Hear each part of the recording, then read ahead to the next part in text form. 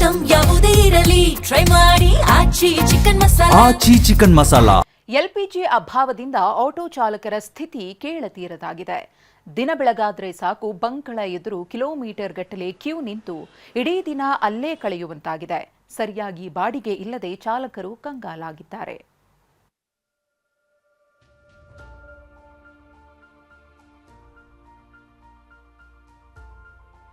ಮಧ್ಯಾಹ್ನದಿಂದ ಕ್ಯೂ ನಿಂತಿದ್ದೀವಿ. ಬಂದ್ಮೇಲೆ ಕಳ್ಸು, ನಮ್ಗೆ ಅಷ್ಟು ನಮ್ಮ ಹೆಂಡತಿ ಮಕ್ಕಳು ಸಾಕತ್ ನೋಡ್ವಾ.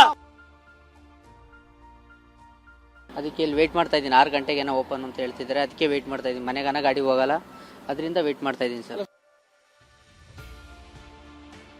ಹಣ ನಿನ್ನೆ ಸಾಯಂಕಾಲ ಬಂದು ನಿಂತ್ಕೊಂಡಿರೋರು ಇವಕ್ಕೂ ಒಂದು ಗಾಡಿ ಗ್ಯಾಸ್ ಸಿಕ್ಕಿಲ್ಲ. ಇಂಥ ಸರ್ಕಾರ ಏನಕ್ಕೆ ಬೇಕು?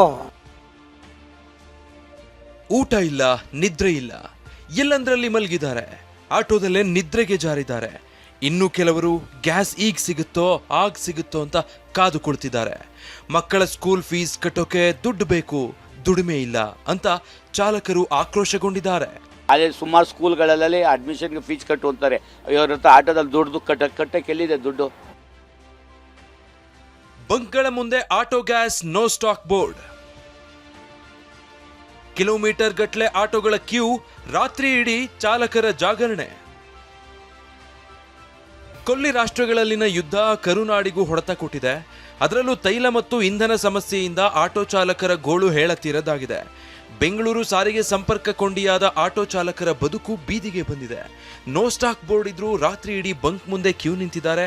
ರಾಜಾಜಿನಗರ ಫಸ್ಟ್ ಬ್ಲಾಕ್ ಮುಖ್ಯ ರಸ್ತೆ ಇಂಡಿಯನ್ ಆಯಿಲ್ ಬಂಕ್ ಮುಂಭಾಗ ಬೆಳಗ್ಗೆ ಸ್ಟಾಕ್ ಬಂದ ಬಳಿಕ ಗ್ಯಾಸ್ ಹಾಕಿಸ್ಕೊಳ್ಬೇಕು ಅಂತ ರಾತ್ರಿಯಿಂದಲೇ ಆಟೋ ಚಾಲಕರು ಕ್ಯೂ ನಿಂತಿದ್ದಾರೆ. ಸುಮಾರು ಇವತ್ತು 20 ಬಂಕ್ ಹೋಗಿದೆ. 20 ಬಂಕಲ್ಲೂ ಸಹ ಗ್ಯಾಸ್ ಇಲ್ಲ, ನೋ ಸ್ಟಾಕು ಅಂತ ಹೇಳ್ತಿದ್ದಾರೆ. ನಮಗೆ ಹೊಟ್ಟೆಪಾಡಿಗೋಸ್ಕರ ತುಂಬ ಕಷ್ಟ ಆಗಿದೆ. ಗ್ಯಾಸ್ ಸಿಗಲ್ಲ ಅಂದ್ಬಿಟ್ಟು ಸುಮಾರು ಆಟೋಗಳು ಊರ ಕಡೆ ಇದ್ದಾವೆ. ಬೆಂಗಳೂರಲ್ಲಿ ಹೆಚ್ಚು ಕಮ್ಮಿ 100ರಲ್ಲಿ 80% ಬೆಂಗಳೂರಲ್ಲಿರೋ 20% ಊರ ಕಡೆ ಇದ್ದಾರೆ ಜನಗಳು. ಡ್ಯೂಟಿ ಮುಗಿಸಿ ಮನೆಗೆ ಹೋಗೋದಕ್ಕೆ ಆಟೋ ಗ್ಯಾಸ್ ಇಲ್ಲ. ಆಟೋ ಗ್ಯಾಸ್ ಮುಗ್ದಿರೋದ್ರಿಂದ ಪರಿಸ್ಥಿತಿ ಉಲ್ಬಣ ಆಗಿದೆ ಅಂತ ಆಟೋ ಚಾಲಕ ಆನಂದ್ ಅಳಲು ತೋಡ್ಕೊಂಡ್ರು. TV9 ಜೊತೆ ಮಾತಾಡಿದ ಅವರು, ಬೆಳಿಗ್ಗೆ 6 ಗಂಟೆಗೆ ಸ್ಟಾಕ್ ಬರುತ್ತೆ, ನಾನು ಬೆಳಗ್ಗೆ ಆಟೋ ಗ್ಯಾಸ್ ತುಂಬಿಸ್ಕೊಂಡು ಹೊರಡ್ತೀನಿ, ರಾತ್ರಿ ಆಟೋದಲ್ಲಿ ನಿದ್ದೆ ಮಾಡ್ತೀನಿ, ಸದ್ಯದ ಮಟ್ಟಿಗೆ ಕಾಯೋದು ಅನಿವಾರ್ಯ ಅಂತ ಬೇಸರ ವ್ಯಕ್ತಪಡಿಸಿದ್ರು.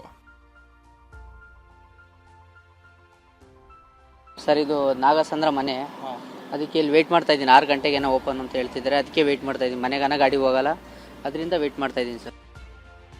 ಕೆಲವು ದಿನಗಳಲ್ಲಿ ಮಕ್ಕಳನ್ನ ಶಾಲೆಗೆ ಸೇರಿಸಬೇಕಿದೆ, ಮಕ್ಕಳಿಗೆ ಸ್ಕೂಲ್ ಫೀಸ್ ಕಟ್ಟಬೇಕು. ಹಗಲು ರಾತ್ರಿ ಅನ್ನದೇ ಆಟೋ ಓಡಿಸಿ ಸಂಪಾದಿಸ್ತಿದ್ದೀವಿ. ಈಗ ಆಟೋಗೆ ಗ್ಯಾಸ್ ತುಂಬಿಸೋದೇ ಸಮಸ್ಯೆ ಅಂತ ಚಾಲಕರು ಗೋಳಾಡ್ತಿದ್ದಾರೆ. ಸಂಜೆಯಿಂದ 20 ಬಂಕ್ ಹುಡುಕಿ ಬಂದಿದ್ದೀನಿ, ಎಲ್ಲೂ ಕೂಡ ಗ್ಯಾಸ್ ಇಲ್ಲ. ಸದ್ಯಕ್ಕೆ ಮಕ್ಕಳಿಗೆ ಶಾಲೆ ರಜೆ ಇದೆ. ಶಾಲಾ ಮಕ್ಕಳನ್ನು ಪಿಕಪ್ ಡ್ರಾಪ್ ಮಾಡುವ ಆಟೋ ಚಾಲಕರಿಗೆ ಸಾಕಷ್ಟು ತೊಂದರೆ ಆಗುತ್ತೆ ಅಂದ್ರು.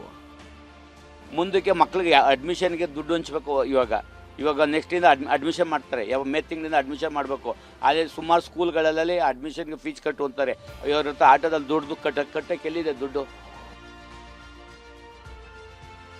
ಸ್ಟಾಕ್ ಇದ್ರೂ ಗ್ಯಾಸ್ ಹಾಕದಂತೆ ಪೊಲೀಸರು ತಡೆಯಲು ಯತ್ನಿಸಿದ್ದಾರೆಂದು ಆಟೋ ಚಾಲಕರು ಆರೋಪಿಸಿದ್ರು.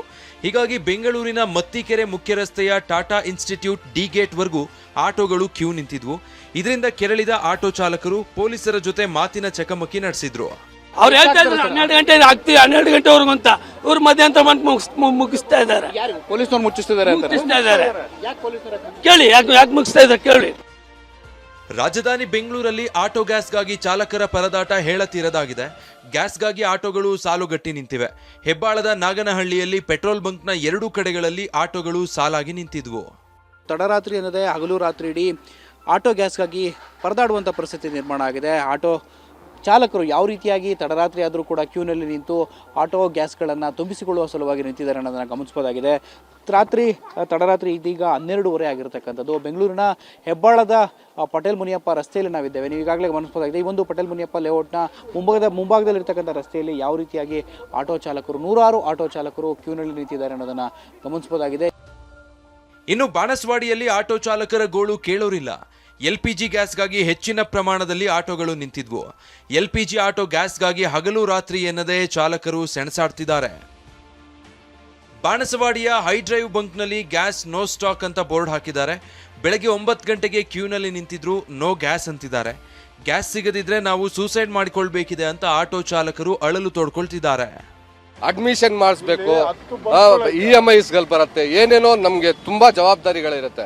ನಾವು ಗ್ಯಾಸೇ ಇಲ್ಲ ಅಂದ್ರೆ ನಮ್ಮ ಜವಾಬ್ದಾರಿಗಳನ್ನ ನಾವು ಹೆಂಗ್ ಮಾಡಬೇಕು, ಏನ್ ಮಾಡಬೇಕು, ಏನಾದ್ರು ಸೂಸೈಡ್ ಮಾಡ್ಕೋಬೇಕು ಅಷ್ಟೇ, ಬೇರೆ ನಮಗೆ ದಾರಿನೇ ಇಲ್ಲ. ಹೆಬ್ಬಾಳ ಬಳಿಯ ನಾಗೇನಹಳ್ಳಿಯಲ್ಲಿ ಗ್ಯಾಸ್ಗಾಗಿ ಕಿಲೋಮೀಟರ್ ವರೆಗೂ ಆಟೋಗಳು ಸಾಲುಗಟ್ಟಿದ್ವು. ಗಲ್ಲಿಯಲ್ಲೂ ಆಟೋಗಳು ಸಾಲುಗಟ್ಟಿದ್ವು. ಹೀಗೆ ಗಂಟೆಗಟ್ಟಲೆ ಸಾಲುಗಟ್ಟಿ ನಿಂತು ಸುಸ್ತಾಗಿರೋ ಚಾಲಕರು ಸರ್ಕಾರದ ವಿರುದ್ಧ ಆಕ್ರೋಶ ಹೊರಹಾಕಿದ್ರು. ಹಣ ನಿನ್ನೆ ಸಾಯಂಕಾಲ ಬಂದು ನಿಂತ್ಕೊಂಡಿರೋರು ಇವಕ್ಕೂ ಒಂದು ಗಾಡಿ ಗ್ಯಾಸ್ ಸಿಕ್ಕಿಲ್ಲ. ಇಂಥ ಸರ್ಕಾರ ಏನಕ್ಕೆ ಬೇಕು? ಬಿಟ್ಟಾಕ್ರಿ, ಬೇರೆಯವ್ರನ್ನ ಕೊಡಿಸಿ ಅದನ್ನು ನೋಡೋಣ. ಒಟ್ನಲ್ಲಿ ಗ್ಯಾಸ್ ಸಮಸ್ಯೆಯಿಂದಾಗಿ ಆಟೋ ಚಾಲಕರ ಬದುಕೆ ಬೀದಿಗೆ ಬಂದಿದೆ. ಇನ್ನು ಕೆಲ ದಿನ ಹೀಗೆ ಆದ್ರೆ ಪರಿಸ್ಥಿತಿ ಮತ್ತಷ್ಟು ಬಿಗಡಾಯಿಸಲಿದೆ. ಶಿವಪ್ರಸಾದ್, TV9 ಬೆಂಗಳೂರು.